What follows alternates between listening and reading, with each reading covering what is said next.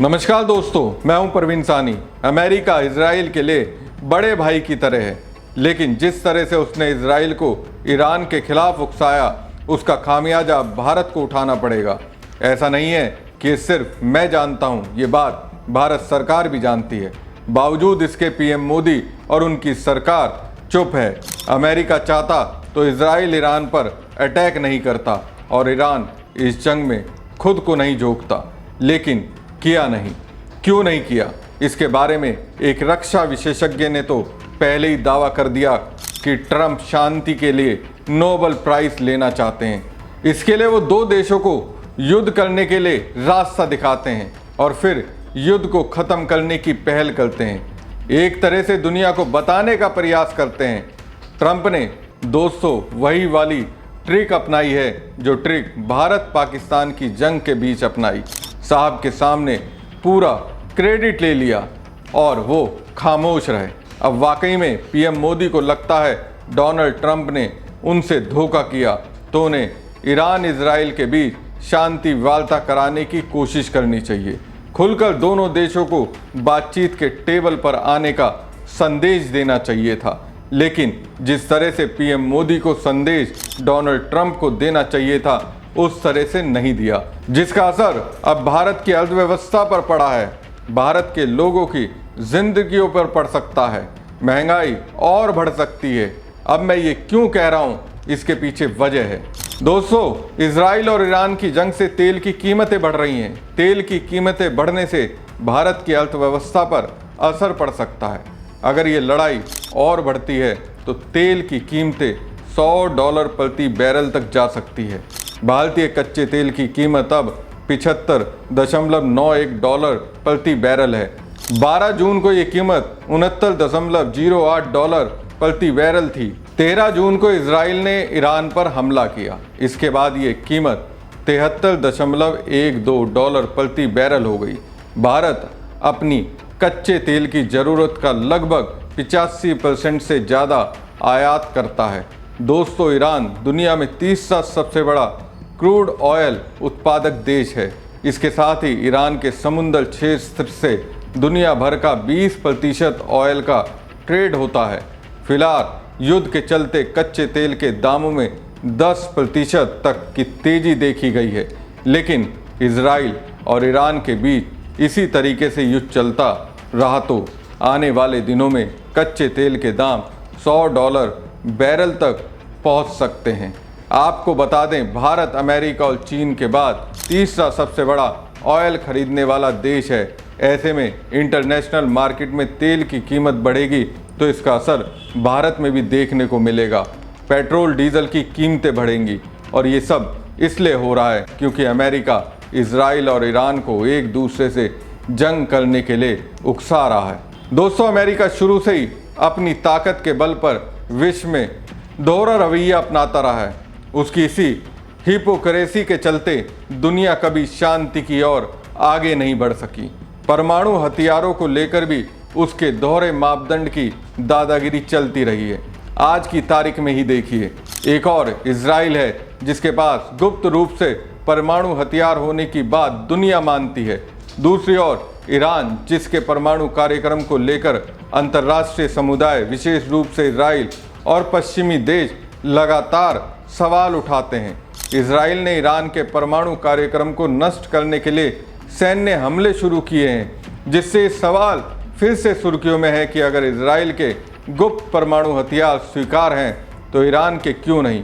क्या ये वही पुरानी कहानी है जो इराक में सद्दाम हुसैन और कथित विनाशकारी हथियारों के साथ देखी गई थी। न्यूयॉर्क टाइम्स की एक रिपोर्ट के अनुसार इजराइल के पास परमाणु हथियार होने की बात व्यापक रूप से स्वीकार की जाती है। हालांकि इजराइल ने इसकी कभी आधिकारिक पुष्टि नहीं की है। न्यूयॉर्क टाइम्स ने विशेषज्ञों के हवाले से कहा कि इजराइल ने 1960 के दशक से ही परमाणु हथियार विकसित करना शुरू कर दिया था और आज उसके पास 80 से 200 परमाणु हथियार हो सकते हैं। इजराइल की नीति रही है कि वो परमाणु बम होने पर ना तो हाँ कह रहा है और ना ही ना। उसे इस क्षेत्र में एक रणनीतिक लाभ देती है जिससे वो परमाणु हथियारों के प्रसार को रोकने वाली संधि के तहत जवाबदेही से बचता है। इजराइल के रुख को पश्चिमी देशों विशेष रूप से अमेरिका की मौन स्वीकृति प्राप्त है। तर्क यह है कि इजराइल एक छोटा देश है जो कई दुश्मन देशों से घिरा हुआ है और परमाणु हथियार उसकी सुरक्षा की गारंटी है। लेकिन यही तर्क तब सवालों के घेरे में आ जाता है जब ईरान जैसे देशों के परमाणु कार्यक्रम को खतरनाक करार दिया जाता है। ईरान का परमाणु कार्यक्रम 1950 के दशक में शुरू हुआ था, जब शाह के शासनकाल में अमेरिका ने उसे परमाणु तकनीक प्रदान की थी। हालांकि 1979 के इस्लामी क्रांति के बाद ईरान का पश्चिम के साथ रिश्ता तनावपूर्ण हो गया। न्यूयॉर्क टाइम्स की रिपोर्ट के अनुसार ईरान ने परमाणु बनाने में महारत हासिल कर ली है। वो कुछ महीनों में परमाणु हथियार बना सकता है। हालांकि ईरान हमेशा से दावा करता रहा है कि उसका परमाणु कार्यक्रम केवल नागरिक उपयोग जैसे बिजली उत्पादन के लिए है। फिर भी इजराइल और पश्चिमी देश इसे एक सैन्य खतरे के रूप में देखते हैं।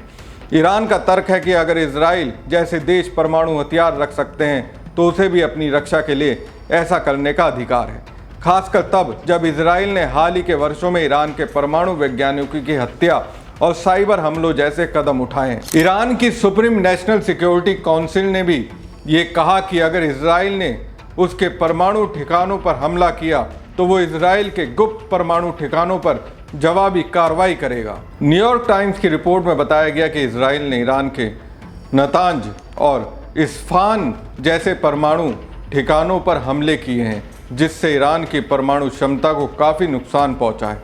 लेकिन ये सवाल अधूरा है, क्या ये हमले वास्तव में ईरान के परमाणु हथियार बनाने की क्षमता को पूरी तरह से ख़त्म कर सकते हैं, या ये केवल ईरान को और आक्रामक बनाने का काम करेंगे? कुछ विशेषज्ञों का मानना है कि इस हमले से ईरान को परमाणु हथियार बनाने की दिशा में और तेज़ी से बढ़ने का बहाना मिल सकता है।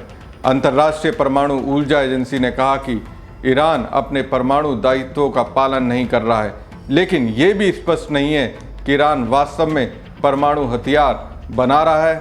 ये संशय इराक की स्थिति से मिलता जुलता है, जहां पर्याप्त सबूतों के अभाव में सैन्य कार्रवाई की गई थी।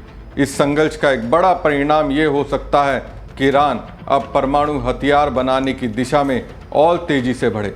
विशेषज्ञों का कहना है कि अगर ईरान को लगता है कि उसकी पीठ दीवार से सटी है तो वो एनपीटी से बाहर निकल सकता है और परमाणु हथियार विकसित करने की कोशिश कर सकता है। ये क्षेत्र में परमाणु हथियारों की होड़ को बढ़ावा दे सकता है, जिसमें सऊदी अरब जैसे अन्य देश भी शामिल हो सकते हैं। तो दोस्तों, कुल मिलाकर बात यह है कि अमेरिका अपनी दादागिरी से तो खुद के हितों की रक्षा कर लेगा, लेकिन भारत जैसे देश क्या करेंगे जब इस जंग की वजह से उसे आर्थिक तौर पर नुकसान होगा? ऐसे में हमारे देश के प्रधानमंत्री नरेंद्र मोदी को सीधे तौर पर बार बार युद्ध को रोकने की अपील करनी चाहिए। कोशिश तो जरूर करनी चाहिए, मैसेज तो ट्रंप को जरूर देना चाहिए। अगर ऐसा नहीं करेंगे तो भारत की अर्थव्यवस्था पटरी से उतर सकती है, लोगों को और ज़्यादा महंगाई की मार झेलनी पड़ सकती है। हमारी खबर आपको कैसी लगी कमेंट बॉक्स में कमेंट करके जरूर बताएं। साथ ही पेज को ज़्यादा से ज़्यादा लाइक और शेयर कीजिएगा। धन्यवाद।